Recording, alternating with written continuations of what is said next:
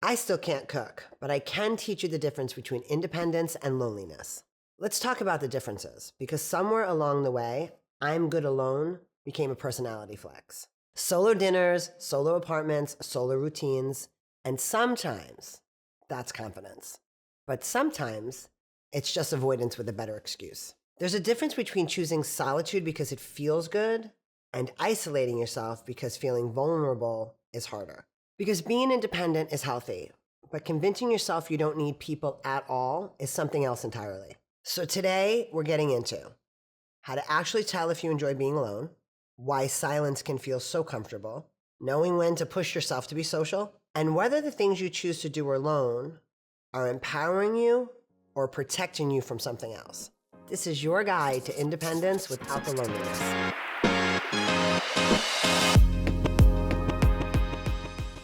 Hey everyone, welcome back to another episode of Still Can't Cook. Please do not forget to follow 5-star, follow us on YouTube or wherever you watch your podcast. Today's episode is for anyone who's ever said, I love being alone, and then panicked the minute it got silent. Because independence is important. Learning how to enjoy your own company really matters. And being equally comfortable in the silence, that matters too. There's also a difference between being fulfilled alone and emotionally barricading yourself behind, I'm just independent. So today we're talking about it all. Independence versus self-isolation, learning how to sit in silence without distracting yourself, why some people stay busy to avoid themselves and others, and how to tell if your solitude is healing you or hiding you. Because there is a huge difference between protecting your peace and avoiding discomfort. Somewhere in adulthood, independence became aspirational because everyone wants to be the non-clingy, I can do it myself, I'm emotionally evolved friend.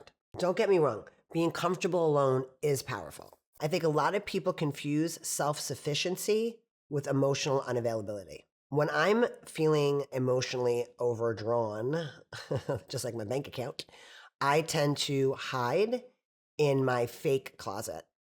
When I was a child, I've told the story before. If you don't know it, go back and watch my old podcasts because there's a lot of them.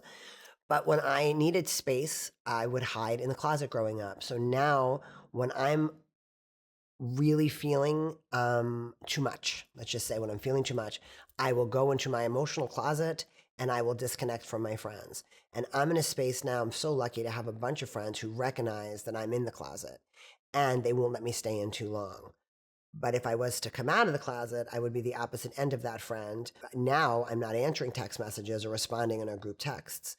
But I would probably be the friend who called you crying and need you to fly here to hug me. I don't want to be too needy. I think that I have the tendency to be, I could be that if I wasn't fighting to be the other. So I have an inner battle sometimes where I'm like, do I make the calls?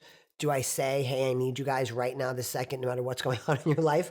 Or do I go back in my closet emotionally and take some time alone, silently? And it is a time I shut off the TV, I chill with the dog, and I'm just with myself. And I sort through kind of rebuilding myself. It took a long time to get here. Lots of therapy, lots of mistakes. But I have found in my emotional closet that when I take a second, take a step back, fill myself back up, then I can share what's actually going on in a more powerful, independent, responsible for my own feelings kind of way. Where if I was to reach out before getting in the closet, I would probably be a battling, messy, needy friend, and no one needs that. I mean, but it could happen. Stay tuned. If the closet is full of clothes, I'm going to be calling. So yeah, emotionally, I will hide in the closet. And anyone who knows, if I go a little quiet for a couple of days, I get those one-on-one phone calls to check and see how I am. So thank you, friends. And know your friends as well as my friends know me. If you have friends that disconnect emotionally, it's important you check in on them. Because independence can quietly become armor. You start saying things like, I'd rather do that myself, or I don't feel like explaining myself. And maybe sometimes that's true. Sometimes it's just easier than risking the disappointment in your friends or yourself. Reaching out for me can sometimes feel a little too needy because I have a continued issue that I think a lot of people are tired of hearing about. And most think, knock on wood, most of my issues are really, in the scheme of things, not that big. Aside from, losing people or mourning, of course, those things need their own time. So I'm always conscious of being too needy, which sometimes can make me seem a little too independent and have people not know how much I actually do need the support or people to check in on me. So a newer friend in my life sees me very differently than the people who've gone through all of it with me. I apparently, which I find shocking, come across as independent and well adjusted. Yeah, I'll say that again. I apparently, so it seems, so I've heard, that I come across as well adjusted and independent. And on the most part, I am. But when I'm going through something, I am someone who really does like to bounce it off people. But I have to recognize my neediness versus my friend's availability. And sometimes those things do not work well together in the same schedule. It's funny to hear other people's versions of me because I feel very, very needy. And I feel like when I'm going through something, my first instinct is to reach out. But then I second guess myself and I think, okay, chill out, Kelley. Someone else goes home to their partner. Someone else has kids they talk to. You come home to the dog. And so you got to give your friends space. And I think I've done that for years because when I was a kid back in the closet, it was my way of kind of self-soothing. And so I do the complete opposite of what I really want to do, which is like show up on my friend's door with my suitcases and crying and telling them everything that's wrong with me. So with a lot of work and time and therapy and putting energy into spending time alone and getting comfortable in the silence, I think my instinct is needy, but my veil is independent. I think it's all BS. I'm really sitting home waiting for the phone calls, hoping that they come in, looking for the text messages, waiting for the flower deliveries when I'm sad, and acting like I'm cool and got it all together. Because I think you are less a burden. Not that if you are the person who reaches out to everybody when you're going through something, because I have that version of things as well. I am a potpourri of people. I do all of it, but I think my instinct is to not be needy, to act like I got it under control. But in reality, I'm watching the text messages, I'm waiting for the phone calls, and I'm super happy when people are looking for me. So don't let this independent lady fool you. I need support. Call a friend. And the easiest way to tell the difference between independence and loneliness is silence. A lot of people aren't afraid of being alone. They're just afraid of what happened when everything gets quiet.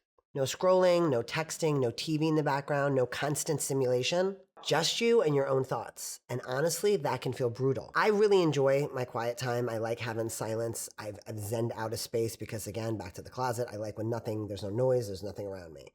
I have people in my life who are the complete opposite of me. So I have one of my brothers who is constantly on the move, always has to be doing something, getting something done. If there's a game on, he can relax. But if there's just regular chill time, he'll find something to build, he'll find an activity. And if he does get time that's silent, he's asleep in it. Then I have my old partner on Again Off Again who required constant noise. He wanted constant stimulation at all times. Every TV in his house, in every room, was on the same channel, CNN. But always, you know what I'm saying? If there's two TVs on the same time, sometimes they're not in sync, so that you're hearing one television in the other room at a second off, but it's the same television show.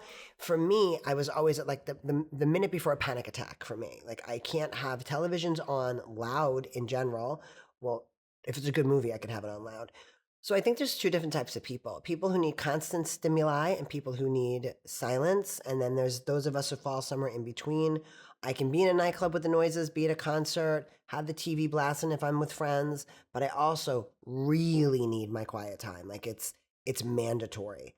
Waking up in the morning alone, having a coffee in peace, a little bit of Kermit, I do a little Rainbow Connection every morning, but then in between him and the silence, it's just, I find such joy in just listening to my own thoughts and going over what I'm going to do for the day and not being on my phone and not being stimulated. And at the same time, there's opposite people who need constant movement, constant sound, TVs blasting on their phone, scrolling while they're driving. Like now with phones and all the constant access to everything, I mean, it's such a crazy addiction to have this constant all the time. News and memes and social media and just nonstop politics. And I would spin out. I would burn out. If I kept myself up to date with everything that I could be up to date with all the constant information coming in, I would explode. I just don't have that. I'm someone who definitely, I need to kind of, I got to detach. I think either extreme is probably bad. I think if I look back on my times of extreme isolation when I really did disconnect for longer than was healthy, or when you are constantly avoiding your own thoughts and the real world by stimuli like television and music and the phone.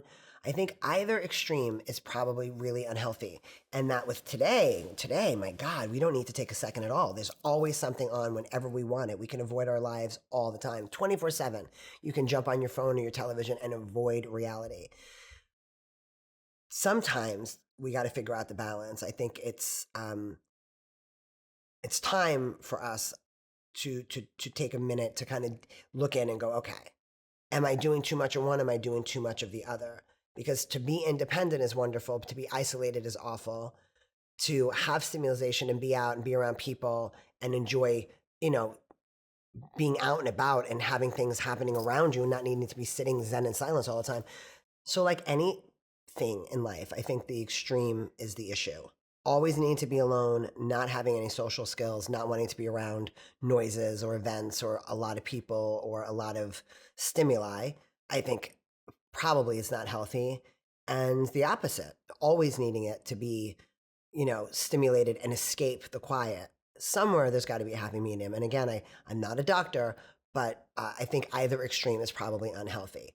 Got to find your chill, but you also got to turn it up a notch too, when it calls for it. Because silence exposes things. What you've been avoiding, what you haven't processed, what you actually want, and whether you actually like the life you've built. So silence for me was rare growing up. Again, very small home, 6 people in the same space, and the need to self-soothe a lot. So I did find the silence when I could, but it was definitely rare moments, and it was also something that was pointed out regularly from my family members because I was the person hiding in the closet, which apparently made them worry. And as I got older, I was someone who moved from my parents' home into a relationship, in with a roommate, in with a boyfriend, I was constantly with someone. And on my downtime, spent a lot of my downtime with other people. If I had a lot of free time when my parents were alive, I felt kind of selfish not spending that time with them. And so I would not take as many days to myself. And I'm glad I didn't. If your parents are alive and you take time for yourself, good for you. That's probably the right thing. I was a little psychotic, I think. Because of that, because my free time was constantly filled with other things, when it was forced on me in the loss of my mom and dad, and then this, the big change, Hurricane Sandy, I don't want to get into my whole story. Read the book, watch the rest of it, watch the other podcast. You'll get my story. But I think it was kind of forced on me where I was like, oh, I got to do this alone. I remember flying into New York for the first time and not having to tell anybody. Who am I telling that I'm home? So I would tell my older brother or my sister, but really they were more worried about where their kids were than where I was. So there was an independence kind of forced on me that now, to be honest, I embraced it wholeheartedly. I'm very proud of myself for adjusting to this new orphan life that I have, and in a deep respect and ode to my parents, I value and cherish my time alone, and I'm very comfortable with my thoughts. But it was forced on me. It wasn't something I chose. It wasn't because I got real healthy and was like, look, Mom, I'm not coming home on Sunday. I'm taking a me day. Yeah, never. And if you can say that, say it, say it, say it. When my mom and dad were alive, my brother owned a bar right across the street from where I lived. And I would walk past this bar every day to go to work. But I worked at night. So I would go 3, 4 o'clock in the afternoon to start my shift. And my dad would go, your mother and I were downstairs all morning. And I'm like, but you left at 11, Dad. And you can come down and say hello. And I was like, that was my big independence flex. I was like, I'm not coming downstairs at 11 o'clock. I just woke up. But trust me, when when it was all said and done and they were both gone, I was like, I should have went down at 11 o'clock. No, you shouldn't. Be independent. Take your time when you can take your time. And mom and dads will understand and respect your private time. I'm sure my parents would have respected it. No, they wouldn't. They were pissed off that I didn't come downstairs. They wanted me down there. They were very needy. They were as needy as me. They made a needy child because they were needy. See, mom and dad calling me, asking me to come down. I would get home from work at 4 o'clock in the morning. You'd be like, you never came down today. That's right. I'm being independent. I overslept. But this is also why so many people stay busy. Not because they love being productive. It's because stillness forces honesty. But learning how to sit with yourself, that's where confidence really starts. Not performative independence, not aesthetic self-care, real comfort in your own company. I've completely embraced my independence now. I am a woman on a mission to be alone for the rest of her life. Kidding. Just kidding. I'm looking for you wherever you are. No, I've definitely come to terms with my independence and what that means, the beauty of it. And when I come home, I live alone. I come home and I say hi. I say good morning to my apartment. I say good morning to my space, to my things, and not because I have an attachment to things, because I know I'm very Buddha, but because they're mine, and I built a space that I really love. Not that I built the apartment, you know what I mean. I set up an apartment that I liked, decorated it to my tastes and things around me that I love and make me feel comfortable. And so, in part of my honoring my independence is I come in the house and I say hi to my house. I go, hi, I'm home. And I say good night and good morning to my apartment. Now, we might have to look into that. Maybe that's something really, I got to talk about that with my therapist, because I've never talked about it before until we started to talk about this and what it means. At one point, I felt kind of sorry for myself, and I was like, I'm home. And I'm like, who am I talking to? There's no one here. And I was like, right, I don't need to be talking to anybody. Like, am I doing this, envisioning someone sitting on the couch and be like, well, hello, honey, welcome home? No, I think I'm just saying hello to my space. And I believe in energy and all this other stuff. We'll get into the burning of sage later. But being independent to me is really embracing the silence of it, the oneness of it.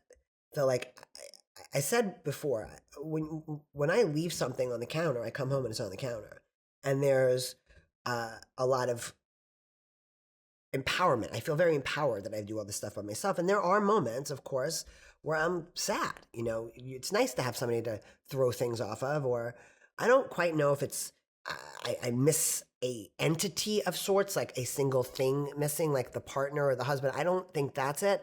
I think when you come from where I came from, surrounded constantly with people and noises and love, that when you are separated from it by choice or forcefully, with death and stuff like that, I think that you kind of have to like either be afraid of it and run from it, what I think a lot of people do. And I think that I've kind of embraced it, where I go, okay, it's going to be, there's no one here.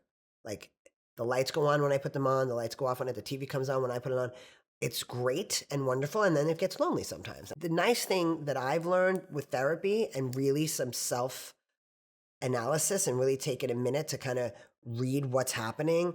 Am I happy right now, or am I feeling lonely right now? So I do walk in and I say hi. And the other thing that I do too, and I don't know if it's because I don't know why I do it, but whenever I get a delivery, I say thank you, and I say thank you back into my apartment as if there's someone here with me.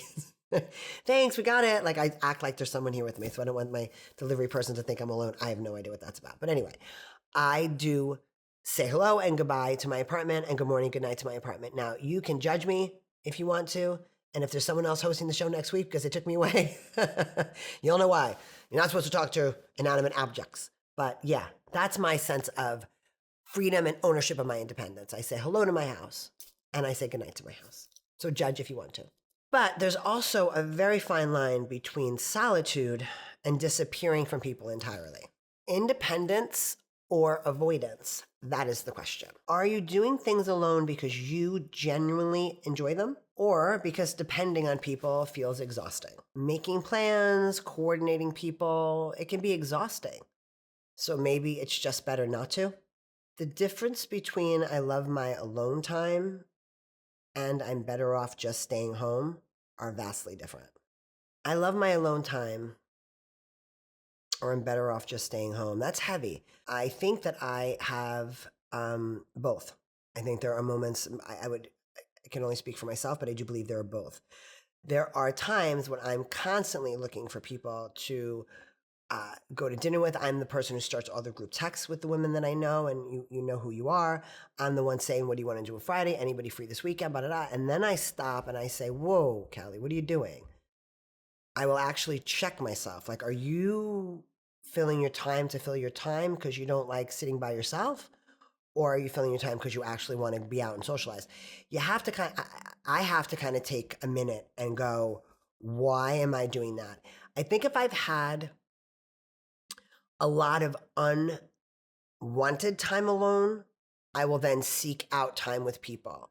If plans are canceled, if whether you get ill, people are traveling, the people you spend your time with, if the people you usually hang out with and the things you occupy yourself with are unavailable, I think for me, I'll start to feel a bit too alone. And then I'll be the person that reaches out to try to find things to fill the space. But I do think that I've come to a place, thank you therapy, where I go, oh, I know what you're doing. Like, stop pushing it. I've had to pull back. I've had to be more aware of how often I'm reaching out. I have a bunch of friends groups, and I have my friends, my closest girlfriends group, and then I have my other girlfriends group who are the local girlfriends. And I find myself with the local girlfriends groups being the one who's constantly making plans, so much so that one of my friends said, hey, I just realized you hadn't invited anyone to get together, and so no one's gotten together, so I'm going to take the lead on that.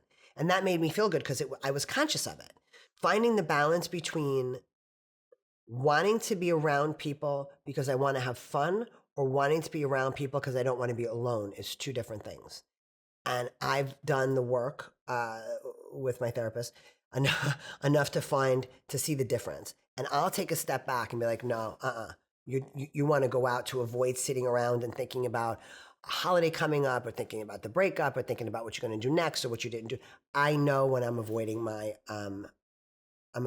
silence and avoiding my truth. Again, not that I'm so evolved, not all the time. I'm sure I still make the mistakes, but I think I'm a little bit more conscious of it now than I used to be.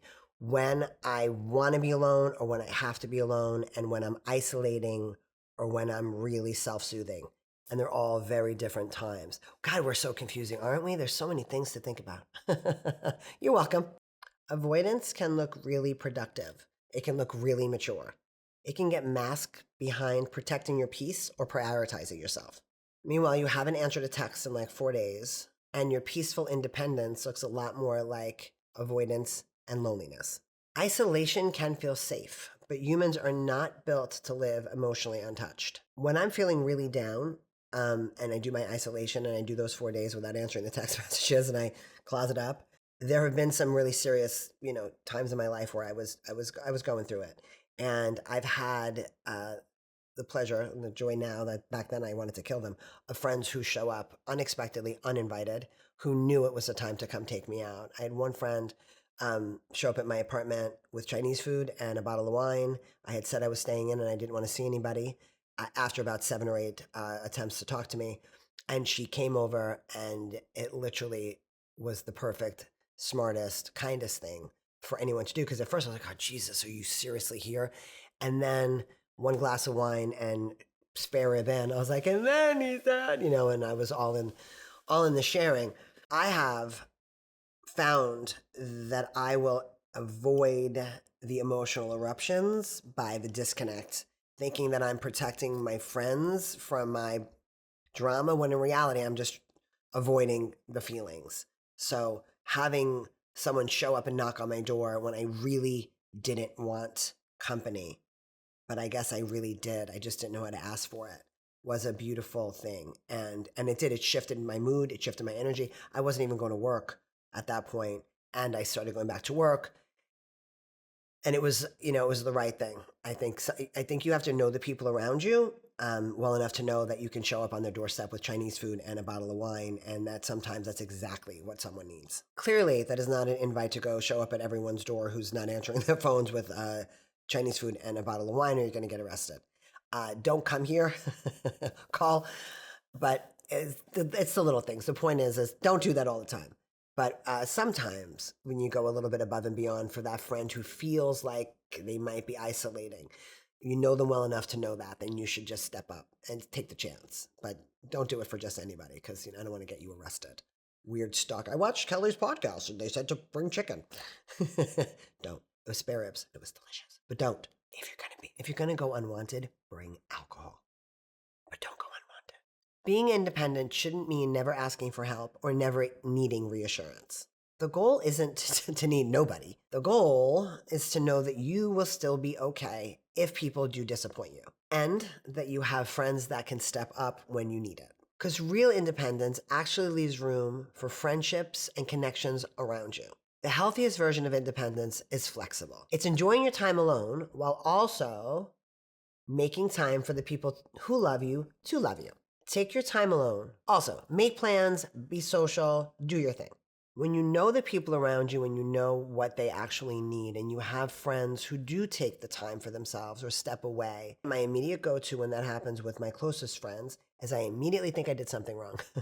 You know, they think like, she's not answering, it's got to be about me. Not their husband, not the 3 kids, not the job, not the world at large. It's me. It's got to be something I did. So tiny bit of narcissism mixed into all this independence. But no, I immediately get very insecure and I'm like, why aren't you calling? Why aren't you? I have learned with certain friends that this is how they handle, like I do. They too can pull away sometimes, and it doesn't have to be just about me. I probably push a little too much with friends who do need the same kind of quiet that I need. But I've learned by trial and error that, you know, text a few times, let people know you're thinking about them, but don't call if they're not calling. Kind of meet them where they're at, which is also a very hard thing to do when you come out of the needy phase of, you know, girlfriends when you're young, your teenage girlfriends were very needy. Mine were. We talked about everything all the time. There was no secrets. It was like we knew what parents were doing, we knew what their siblings were doing. And what changes a bit, and as someone who's not married, you almost feel a bit isolated out of the inner workings of a family, that cause a little bit of distance between you and your friends. And it's not distance that's palpable. It's just every now and then you go, oh, it's probably something at home. You know, and your girlfriends don't yell about their husbands the way they used to yell about Timmy up the block that they kissed once. So you have to kind of respect this new kind of inversion, I guess it is, of I have one friend who went kind of quiet recently. And again, I thought it was about me, and I text a few times, and this is someone I speak to every day. And finally, I was like, what is going on? Like, are we okay? And she then said that she was having kind of a family issue with one of her, you know, it was not a big deal, but they were like just kind of doing their own thing. And she said, I didn't want to call you in the middle of it because I needed to work it out before I told you how we resolved it. And I was like, oh, that is grown up as hell. But what happened? Because I want to gossip about your kid. And by the way, she didn't, I mean, it was like a very small gossip. I'm like, that's not how this works. I want to go in and this is some gossip I want to talk about. Spill the tea on the kid. But parents don't do that, which is weird. Learning other people's limits and what they need in their own independence shows you how needy you actually are when you don't want to allow them their space, when it's like, leave me alone. I just need some quiet time. And then you're like, wait, where'd you go? Hold on, I'm calling you. Yeah. I guess I'm really good about my own quiet time, but I get a little bit freaked out about my friend's quiet time because I immediately think I did something wrong. So stop doing that, guys. Call me all the time. I'm not as healthy as I thought I was. I'm not as healthy or well-adjusted as I pretend to be. The lesson I've learned is that not everyone wants their independence or expresses their need for their time alone the same way. So just because I do it right and you all should follow my lead, doesn't mean that how you do it is wrong. No, it's like, it's all, you got to just know your friends and the people around you well enough to find a way to respect their space without becoming too much when they don't want you. I know that I would never do that because everyone always wants my attention and my company, but it's not the same for me. So if I don't answer the phone, do not bother me, okay? Because now you're getting to be annoying and you're coming into my me time. I'm probably more in anyone's me time than anyone else's. But it's the truth. When you're the single one, it's really difficult to understand what you need. Are you changing a diaper? Or are you going through a moment? Are you having a me time, or are you fighting with your husband? If you're fighting with your husband, I want to talk about it. If you're having me time because you just, realize you're going through menopause and life is short, do your thing. But if you have gossip, what are you doing not answering the phone? Me time is different. Alone time, solitude, keeping secrets in your family is something else. That's all I'm saying. I want to know all the tea. I mean, not gossip. I mean, I want to be there to support you through your changes and your problems. I will be there. Because let's be real, the strongest people are not the people who never need anyone. They're the ones who know when to let people in. You should be able to sit in silence, take yourself to dinner, while also call a friend to talk or just coexist on the couch. That balances the whole thing. Sometimes growth looks less like becoming independent and more like learning to stop hiding behind it, because loneliness and independence can look identical from the outside. If you take anything from this episode, let it be this. Being alone isn't the problem, avoiding yourself is. There's nothing wrong with independence, but make sure the life that you're building actually feels fulfilling and not just emotionally safer. Don't forget to subscribe, rate Still Can't Cook 5 stars, and send this episode to the friend who says, I'm just focusing on myself right now, but he's actively disappearing from society. And check in with yourself. Thank you for being here. We'll see you next week for a brand new episode of Still Can't Cook. Bye. Hey guys, thank you so much for showing up for another episode of Still Can't Cook. Subscribe to us wherever you listen to your podcasts, on YouTube or any other podcast provider. And if you're on Instagram or TikTok, please follow us at Still Can't Cook. Love to have you guys back every week. So happy that you joined us and look forward to seeing you next week.